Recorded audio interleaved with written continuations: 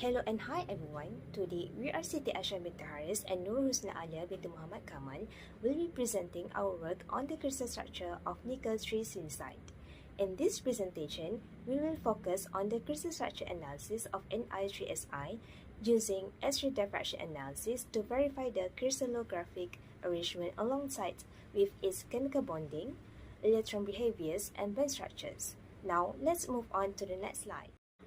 Here, on the left, we have the SRD pattern of Ni3Si, displaying prominent peaks at 44.71, 52.19, and 76.11 degree. The latest spacing values for these peaks calculated using Brett's law are 2.025, 1.75, and 1.242 Armstrong. However, we do not know what are the planes that correspond to these three peaks.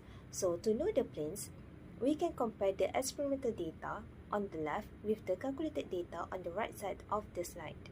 As we know, the cubic lattice of Ni3Si is a face-center cubic. Based on the structure factor for FCC structures, refractions are only allowed when the Miller indices HKL are either all even or all odd. When the refractions are allowed, it means the diffraction peaks will be present for that particular plane. If their mass Sg will be 0, indicating no refractions and no diffraction peaks. From this structure factor, we can deduce the possible diffracting plane for Ni3Si, which are 111, 200, and 220. Then, by using the formula of lattice spacing for cubic systems and Brett's law, we can get the calculated value of the lattice spacing and 2 theta for all the planes.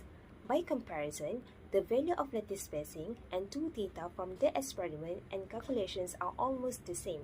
Only one peak at 76.11 degree has nearly 2 degree difference in 2 theta with the calculated one due to high angle refractions. Thus, through this SRD analysis, we can confirm the FCC structure of Ni3Si.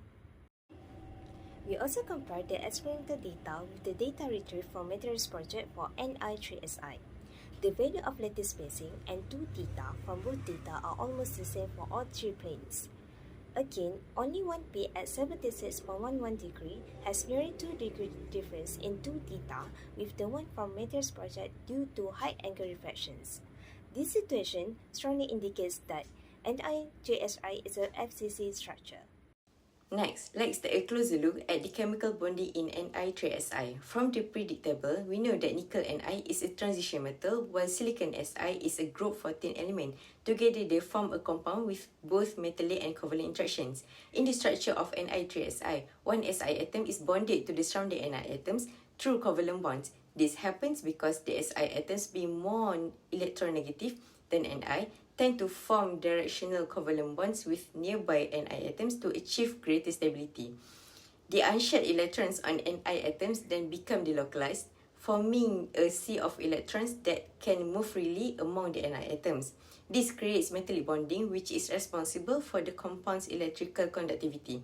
This hybrid bonding, especially the partial covalent character, also influence the electronic band structure. Now, let's look at the electronic structure of Ni3Si. From the graph of electronic band structure, which is on the right side of this slide, you can see that multiple energy bands cross the Fermi level, which at E equal to 0 eV.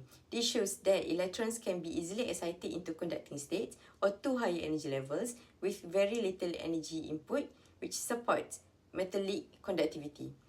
The band curvature tells us about the mobility of the electrons. Steeper bands indicate higher mobility, flatter bands indicate more localized electrons. Now, on the left, the density of states DOS plot gives more insight. At the Fermi level, there is no band gap as the DOS is non-zero, which shows that Ni3Si is a metallic.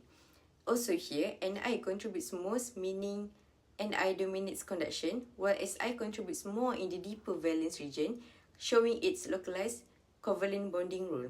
Below the Fermi level, both Ni and Si contribute, indicating Ni-Si hybridization. Above the Fermi level, it's mainly Ni states again, which confirms the metallic nature. In conclusion, the XRD analysis successfully confirms the crystal structure of Ni3Si as a face-centered cubic lattice with the observed reflections matching standard reference data.